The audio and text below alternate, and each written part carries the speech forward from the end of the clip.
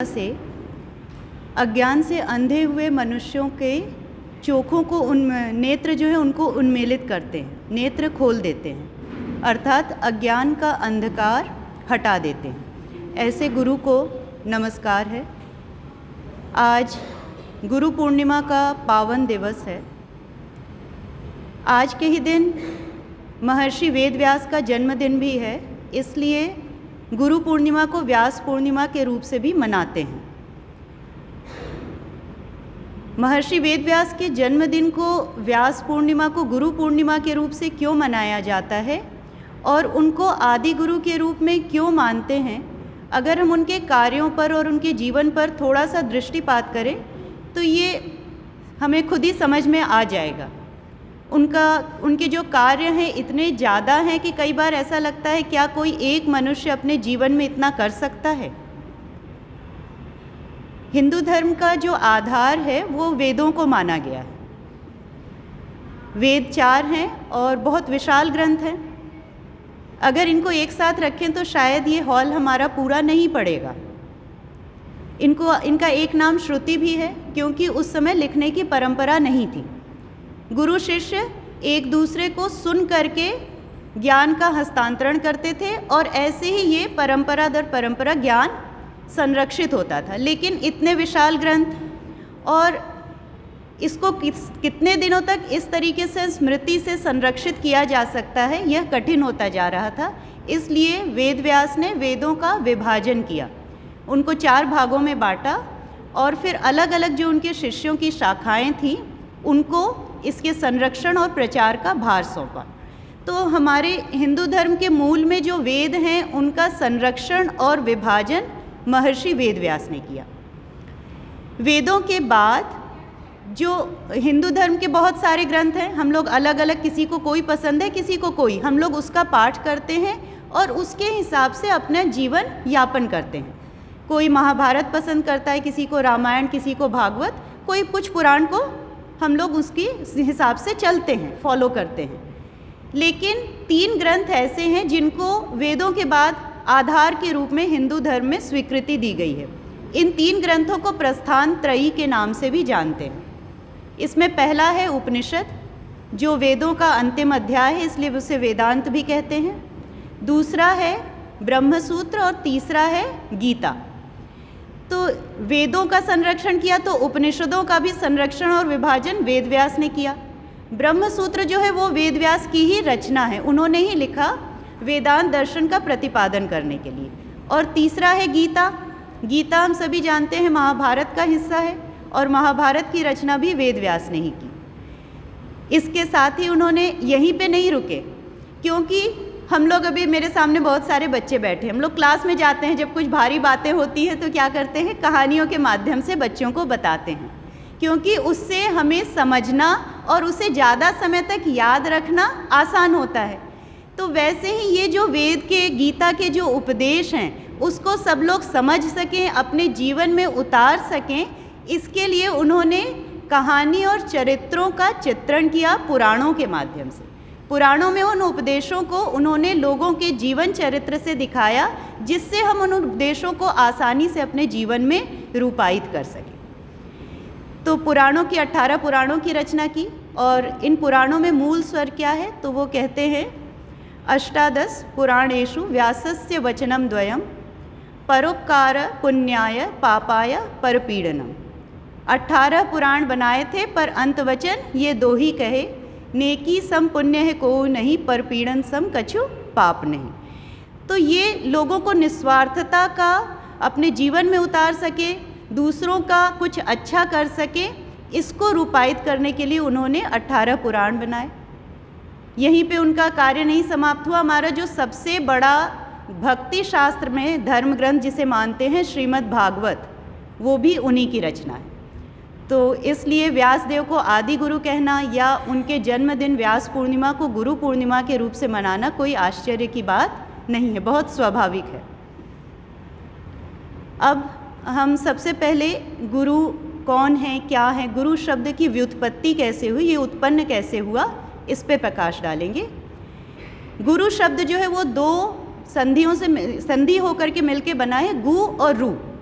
इन दोनों के अलग अलग अर्थ हैं। गुकारो अंधकारस्तु रुकारस तद निवर्तक, अंधकार निवर्त्या तो गुरु रित्य भिधीयते। गु जो है वो क्या है, अंधकार को रूपायित करता है, और रू प्रकाश को, जो उसका अंधकार को समाप्त करता है। तो गुरु वो है जो अज्ञान के अंधकार को समाप्त करके ज्ञान का प्रकाश देते हैं। तो ऐसे इस शब्द की व्युत्पत्ति हुई। अब अगर हम देखें कि अज्ञान क्या है, तो हमें लगेगा हमें किसी चीज़ के बारे में समझ नहीं थी, जानकारी नहीं थी, अभी मिल गई तो हमारा वो अज्ञान चला गया। लेकिन क्या हमारा सारा अज्ञान कभी जा सकता है?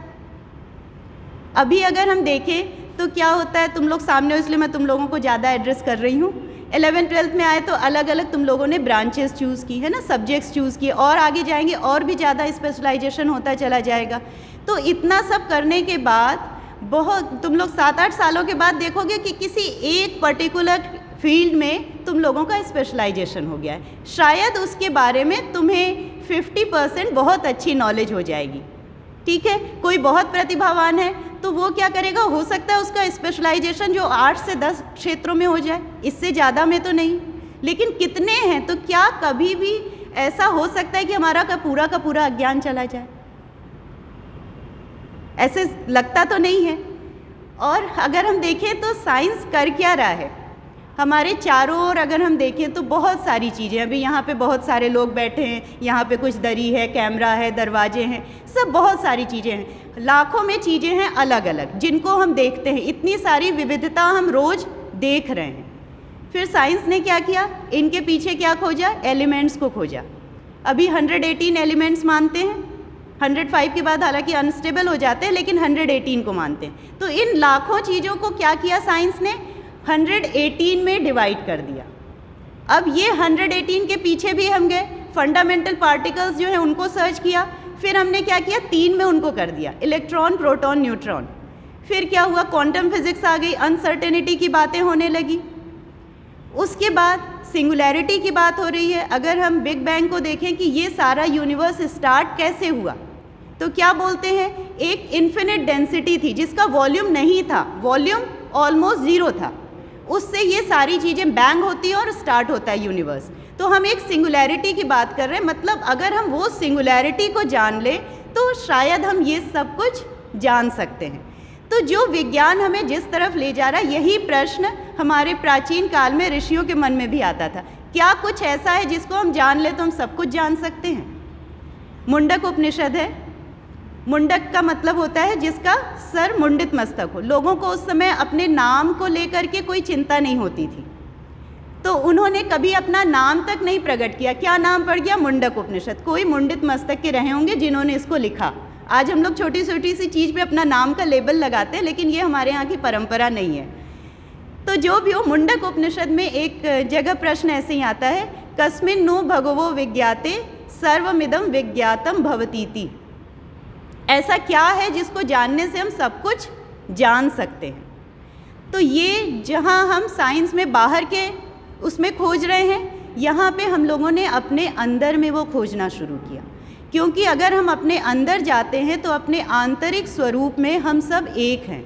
तो अगर हम अपने वास्तविक स्वरूप को जान लें तो हमारा सब कुछ जानना संभव हो सकता है। जैसे बाहर हम सिंगुलैरिटी के उसमें पीछे पड़े हुए हैं जानने को। तो अब ये जो डिविनिटी है जो हमारे अंदर है, स्वामी जी क्या कहते हैं, education is the manifestation of perfection already in man.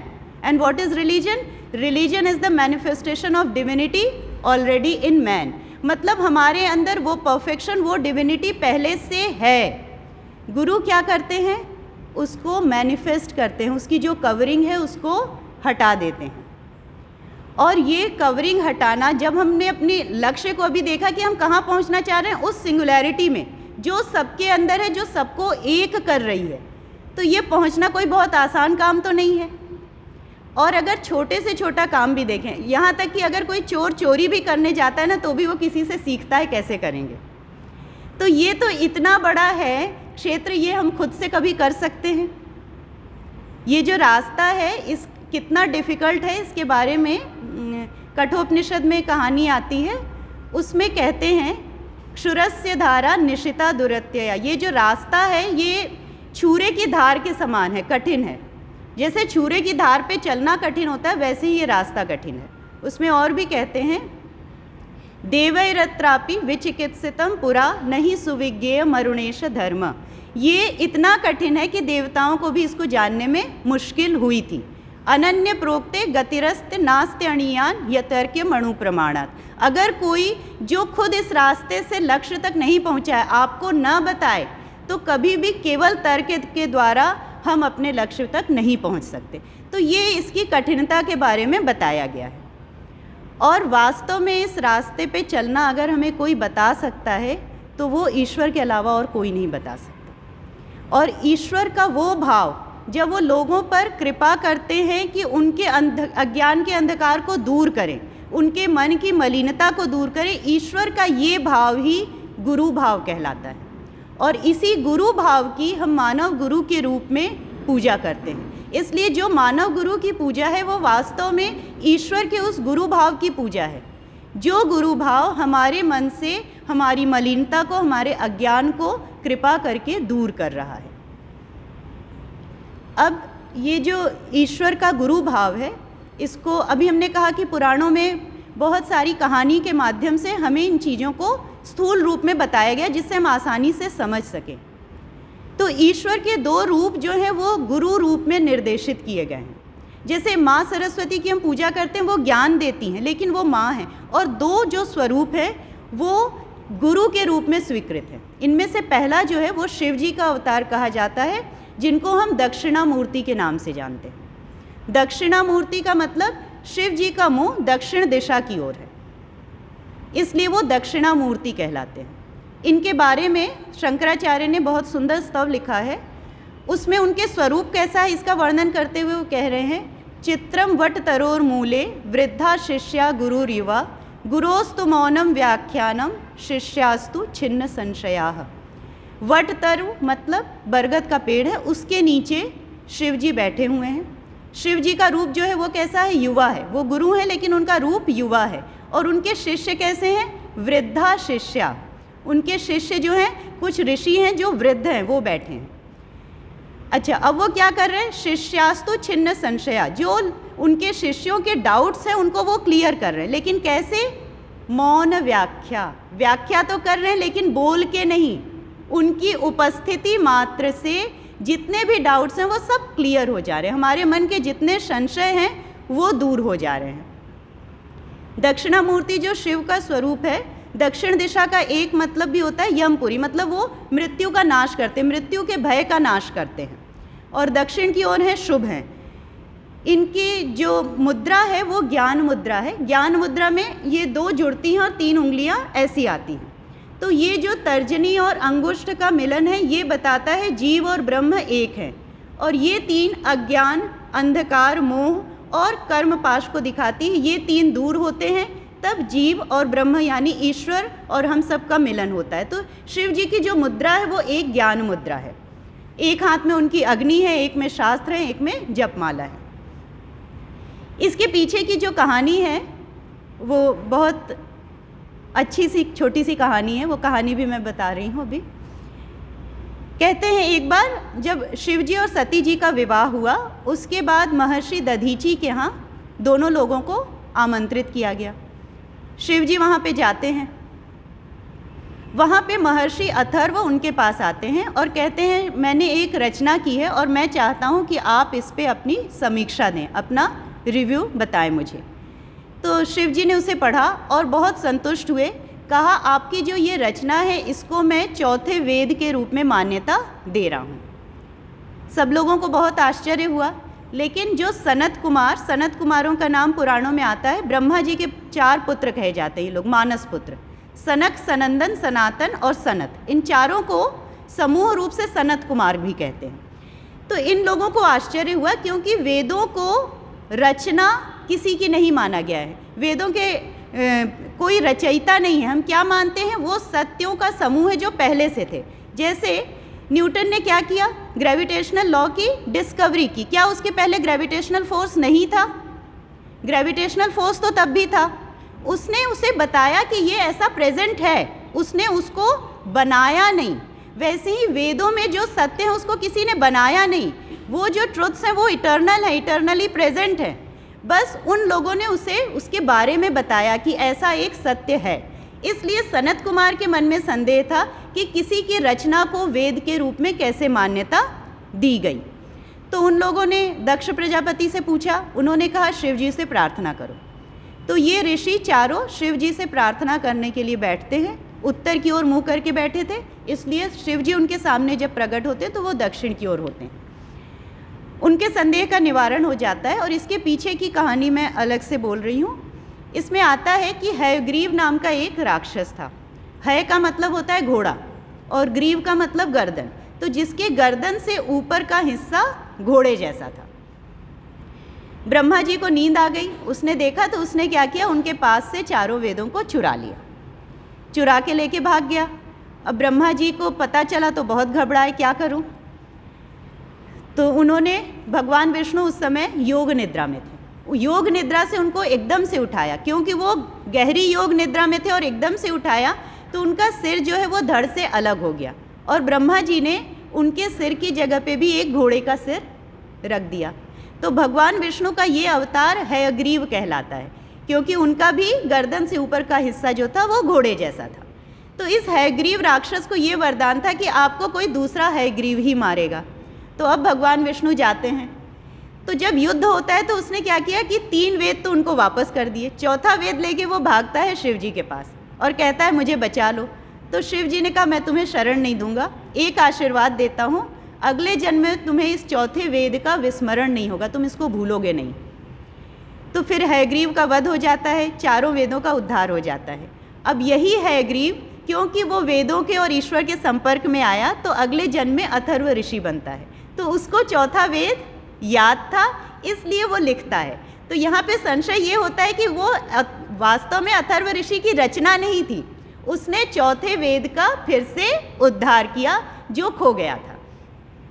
तो अब ये जो भगवान विष्णु का दूसरा स्वरूप है हयग्रीव, ये भी गुरु हैं, इनको माँ सरस्वती का भी गुरु मानते हैं। और ये जो हयग्रीव स्वरूप है ये हमारे मन की मेधा शक्ति, स्मृति और विवेक को बढ़ाता है। तो अगर हमारी मेधा शक्ति, उसको मेधा शक्ति का मतलब होता है रिटेनिंग कैपेसिटी, जो भी हमको ज्ञान मिल रहा है उसको हम धारण कर सकें लंबे समय तक। विवेक, डिस्क्रिमिनेशन पावर, सही और गलत के बीच में पहचान करना, इनको बढ़ाने के बाद ही हम आत्म अनुभूति की ओर जाते हैं जो हमें दक्षिणामूर्ति स्वरूप प्रदान करते हैं। तो ये तो ईश्वर के मैंने गुरु भाव की बात की, लेकिन हम लोगों के लिए ईश्वर को गुरु रूप में ले करके उनके जो संदेश है उसको समझना और जीवन में उतारना संभव नहीं है। इसलिए ईश्वर जिस माध्यम से हमारे सामने गुरु रूप में आते हैं, हमारे अज्ञान को मिटाते हैं, उन मानव को हम ईश्वर रूप से, गुरु रूप से उनकी उपासना करते हैं।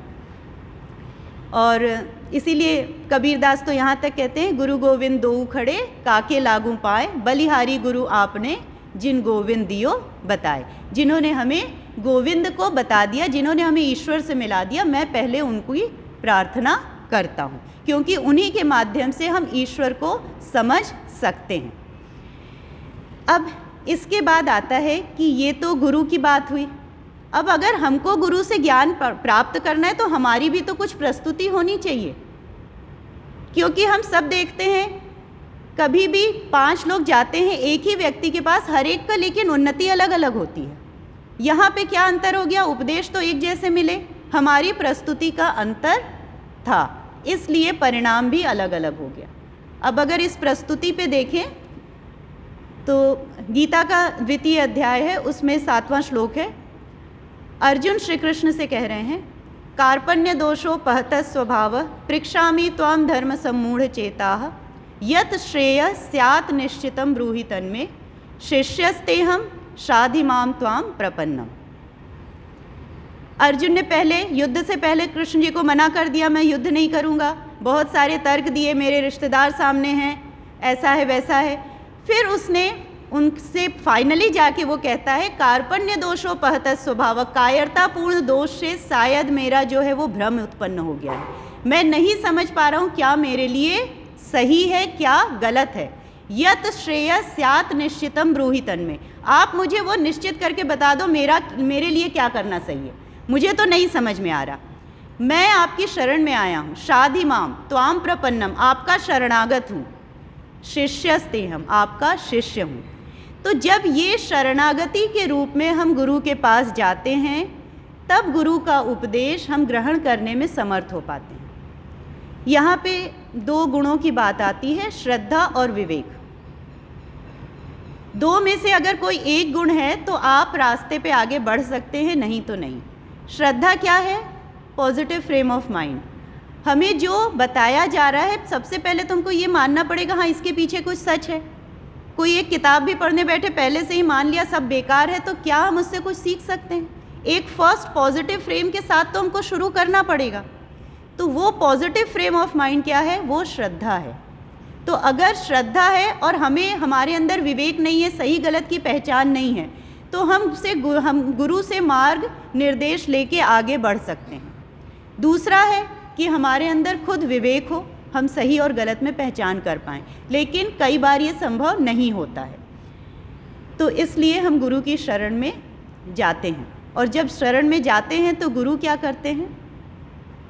कबीरदास जी इसका भी एक बहुत सुंदर दोहा कहते हैं, गुरु कुम्हार शिष्य कुंभ है, गड़ी गड़ी काढ़े खोट, अंदर हाथ सवार दे, बाहर बाहे चोट। गुरु क्या है? कुम्हार, जो मिट्टी का बर्तन बनाता है। शिष्य क्या है? घड़ा। जब कुम्हार मिट्टी का घड़ा बनाता है तो उसमें मिट्टी में क्या रहते हैं? कंकड़ पत्थर रहते हैं, आकृति अच्छी नहीं होती। वो क्या करता है? उस मिट्टी के जो कच्चा घड़ा है उसको ठोंकता है, पीटता है, उसमें से कंकड़ और मिट्टी को निकाल के बाहर फेंकता है, उसको आकृति देता है। लेकिन पूरे समय घड़ा टूट न जाए इसलिए अंदर से हाथ का सहारा दिए रहता है। तो वैसे ही गुरु क्या करते हैं? शिष्य के जो दोष हैं उसको दूर करते हैं, उसके लिए उसकी परीक्षा लेते हैं, साथ में उसको सहारा दिए रखते हैं कि वह पूरी तरह टूट न जाए, बल्कि धीरे धीरे अपनी उन्नति के मार्ग पर आगे बढ़ता चला जाए। तो इस बार परम कारुणिक जो ईश्वर हैं, उन्होंने श्री रामकृष्ण देव के रूप में हमारे सम्मुख आते हैं, और श्री रामकृष्ण देव का जो गुरु भाव है, इस पर थोड़ी सी चर्चा करके आज के इस चर्चा को हम यहीं पर विराम देंगे। श्री रामकृष्ण देव, हम ऐसा मानते हैं शारदा मठ में भी और रामकृष्ण मिशन में भी, कि हमारे जो भी संघ गुरु हैं उनकी देह में श्री रामकृष्ण देव ही उपस्थित होकर सब पर कृपा कर रहे हैं। श्री रामकृष्ण देव को ही हम जब यहाँ संध्या आरती करते हैं तो जय श्री गुरु महाराज की जय करके उनको प्रणाम किया जाता है संघ गुरु के रूप में। श्री रामकृष्ण देव, इनका जो गुरु भाव था बहुत अपूर्व था, प्रेम से पूर्ण था। 12 साल उन्होंने बहुत कठोर साधना की। उसके बाद एक उनके जीवन में आता है कि दक्षिणेश्वर में रहते थे, वहाँ पे एक मकान था जहाँ रहते थे, उसकी छत पे वो जाते थे। उस मकान को कोठी बाड़ी कहते हैं, बाड़ी मीन्स घर होता है बंगाली में, तो कोठी बाड़ी के वो छत पे जाते थे और वहाँ पर जा कर के लोगों को बोलते हैं, क्योंकि उन्हें वो आनंद, वो तृप्ति मिल चुकी थी, तो वो चाहते थे सब लोग इसका अनुभव करें। वहाँ पे जाके वो लोगों को बोलते हैं, तुम सब कहाँ हो, यहाँ आओ और इस आनंद और तृप्ति का लाभ लो। लोग उनके पास आने लगे। अभी हमने थोड़ी सी चर्चा की थी कि अगर हमारी प्रस्तुति अलग अलग है तो हमारी उन्नति अलग होती। इसके साथ ही अगर हमारे दुर्गुण भी अलग हैं, इसलिए हम सबके लिए शिक्षा एक समान नहीं हो सकती है। तो श्री रामकृष्ण देव भी हर व्यक्ति को अलग अलग उसके अनुसार शिक्षा दिया करते थे। उनकी शिक्षा सबके लिए एक नहीं होती थी। इसको मैं एक उदाहरण के द्वारा बता रही हूँ। यहाँ पे हम लोग देख रहे हैं कि 15 फोटो श्री रामकृष्ण देव के सन्यासी शिष्यों की लगी हुई है। 16वें स्वामी विवेकानंद है जिनकी मंदिर में फ़ोटो है। तो ये 15 लोगों में एक थे स्वामी योगानंद, जिनको योगीन महाराज भी कहते हैं। दूसरे थे स्वामी निरंजनानंद, जिनको निरंजन महाराज के नाम से जानते हैं। तो स्वामी योगानंद जो थे वो बहुत ज़्यादा शांत स्वभाव के थे। कभी कोई कुछ भी गलत कर दे वो उसका विरोध नहीं करते थे। दूसरी ओर जो निरंजनानंद जी थे, निरंजन महाराज बहुत उग्र स्वभाव के थे। तो एक बार योगानंद जी श्री रामकृष्ण देव से मिलने दक्षिणेश्वर आ रहे थे। गंगा नदी के किनारे है और कलकत्ता में आधा शहर गंगा के इस पार आधा उस पार, तो नौका से इधर से उधर जाना बहुत होता है, तो वो भी नौका से आ रहे थे। अब नौका में आते आते किसी ने पूछा आप कहाँ जा रहे हो, तो उन्होंने बताया मैं जा रहा हूँ दक्षिणेश्वर जा रहा हूँ, श्री रामकृष्ण देव से मिलने जा रहा हूँ। तो नौका में कुछ लोग बैठे थे, उन्होंने श्री रामकृष्ण देव की निंदा करनी शुरू कर दी। क्या अच्छे खासे युवा जो लोग हैं उनका दिमाग खराब कर रहे हैं, ऐसा है वैसा है। योगानंद जी को बहुत दुख हुआ, लेकिन उन्होंने कुछ कहा नहीं। कहा बहुत सारे लोग कुछ भी बोलते रहते हैं, मैं कब तक लोगों का विरोध करूँगा। चुपचाप उन्होंने सुना, आ गए, श्री रामकृष्ण देव को सारी घटना बताई। उन्हें लगता था श्री रामकृष्ण देव को अपनी निंदा से क्या फ़र्क पड़ना है। जब उन्होंने बताया तो श्री रामकृष्ण देव बहुत क्रोधित हुए उनके ऊपर। कहा तूने गुरु निंदा चुपचाप सुन ली, बहुत गलत काम किया, ऐसा नहीं करना चाहिए था। बहुत डांटा उनको। योगानंदी सोच में पड़ गए, मुझसे गलती तो हुई है ऐसा करके। अब ऐसी ही घटना निरंजनानंद जी के साथ भी होती। वो भी नौका में आ रहे थे, कुछ लोगों को बोला तो लोगों ने बोलना शुरू कर दिया। निरंजनानंद जी ने पहले तो बहस की, जब लोग नहीं माने तो वो नाव में खड़े हो गए। अच्छी कुश्ती करते थे, अच्छा बलिष्ठ शरीर भी था उनका। कहा मैं अभी इस नाव को डुबा दूंगा। लोग घबरा गए, पहले उनको शांत करने का प्रयास किया, नहीं हो रहे थे। नाविक ने समझाया तो फिर बहुत समझाने पे वो शांत होकर बैठे। आकर के श्री रामकृष्ण देव को बताया। श्री रामकृष्ण देव ने उनको भी बहुत डांटा। कहा क्रोध के कभी वश में होना चाहिए। अच्छा ये बता, लोगों ने तो निंदा की, नाविक ने तेरा क्या बिगाड़ा था, तू उसकी नौका को क्यों डुबाने जा रहा था। तात्पर्य क्या, दोनों शिष्यों के दोष अलग अलग थे। उन दोषों को दूर करने के लिए उन्होंने दोनों को अलग अलग उपदेश दिए। एक कहानी है, श्री रामकृष्ण देव कहते थे सांप की कहानी। उसमें क्या है, गांव में एक पेड़ था, पेड़ के गांव के बाहर था, वहाँ पे एक सांप रहता था। सांप बहुत क्रोधी था, कोई भी उस रास्ते से जाता उसको काट लेता। विषैला सांप था, मृत्यु हो जाती थी लोगों की। अब एक साधु आते हैं, वो उस रास्ते से जा रहे थे, तो गांव के लोगों ने मना किया आप मत जाओ, सांप काट लेगा। उन्होंने कहा नहीं मुझे कुछ नहीं होगा। उनको सांप को वश में करने का मंत्र आता था। वो वहाँ जाते हैं, सांप जोर से आता है उनकी ओर, उन्होंने मंत्र पढ़ा, सांप जो है वो शांत हो गया। उन्होंने कहा तुम लोगों को क्यों काटते हो, उससे बातचीत की, ये तो अच्छा नहीं है, कितने लोगों की मृत्यु हो गई। तो उसने कहा मेरे क्रोध पे मेरा वश नहीं है। फिर उन्होंने उसको समझाया बुझाया और कहा मैं तुमसे फिर से मिलने आऊँगा, अब तुम कोई हिंसा मत करना। समझा के चले गए। सांप ने मान लिया, अब मैं नहीं करूँगा। अब गांव के लोग कभी भूले भटके अगर उस रास्ते पे थोड़ी दूर चले जाते थे तो देखते थे कि सांप दौड़ता हुआ नहीं आ रहा है, तो थोड़ा और आगे गए। धीरे धीरे लोगों का साहस बढ़ने लगा, तो देखा सांप के पास से भी चले जाओ तब भी कुछ नहीं बोलता है। अब क्या किया, कुछ लड़कों ने सांप को उठाया, उठा के गोल गोल घुमा के पत्थर पे पटक दिया। बेचारे की हड्डी पसली चूर चूर हो गई, बहुत चोट आई, बेहोश हो गया। लोगों को लगा सांप मर गया। शाम को जब उसको रात में होश आया तो वो बिल में छुप गया और रात में निकलता था, दिन में उसने बिल से निकलना बंद कर दिया। 1 साल बाद साधु आते हैं। गांव के लोगों ने कहा सांप मर गया। साधु ने कहा नहीं ऐसा तो नहीं हुआ होगा, मैं देखता हूँ। जाके उन्होंने आवाज़ दी तो सांप बाहर निकल के आता है। जब बाहर आया तो उन्होंने कहा तुम्हारी ये दुर्गति कैसे हो गई। तो उसने सारी घटना बताई। तो साधु ने उसको डांटते हुए कहा मैंने तुमसे कहा था किसी को काटो मत, मैंने क्या तुमको फुफकारने से मना किया था। जब कोई तुमको नुकसान पहुंचाने आ रहा है तो तुम अपनी आत्मरक्षा तो करोगे, किसी को नुकसान मत पहुंचाओ, लेकिन अपनी आत्मरक्षा के लिए फुफकारना तो सीखना पड़ेगा। तो यही श्री रामकृष्ण देव भी दोनों लोगों को सिखा रहे हैं। योगानंद महाराज को वो कह रहे हैं फुफकारो, और निरंजनानंद जी को कह रहे हैं काटो मत, किसी को नुकसान मत पहुंचाओ, लेकिन आत्मरक्षा के लिए सजग और सबल तो होना पड़ेगा। तो ये थी श्री रामकृष्ण देव की शिक्षा प्रणाली। अपने सभी शिष्यों से बहुत प्रेम करते थे वे, और स्वामी विवेकानंद उनके सबसे प्रिय शिष्य थे। स्वामी विवेकानंद उस समय ग्रेजुएशन कर रहे थे, तभी उनके पिता की अचानक मृत्यु हो गई। उनके पिता बहुत प्रसिद्ध वकील थे और बहुत समृद्ध परिवार था इनका। लेकिन जब अचानक मृत्यु हुई तब उन्हें पता चला, उनके पिताजी बहुत दान भी करते थे, तो पता चला कि पिताजी ने कोई संचय नहीं किया है, तो पैसे कुछ भी साथ में नहीं है। और पिताजी की जैसे मृत्यु हुई वैसे ही उनके चाचा और जो दूसरे परिवार के लोग थे उन्होंने इनके परिवार को घर से भी बाहर निकाल दिया। तो नानी के यहाँ जा कर के इन लोगों ने आश्रय लिया। स्वामी विवेकानंद बहुत प्रतिभावान थे, लेकिन कुछ महीनों तक उन्हें नौकरी नहीं मिली। हालांकि उस समय जो ग्रेजुएशन कर रहे थे आसानी से मिल जाती, लेकिन नहीं मिली। अब श्री रामकृष्ण देव को जब पता चला तो उनके पास जो भी आते थे वे उन लोगों से बताते थे ऐसी परिस्थिति है, तुम लोग क्या उसके लिए कुछ कर सकते हो।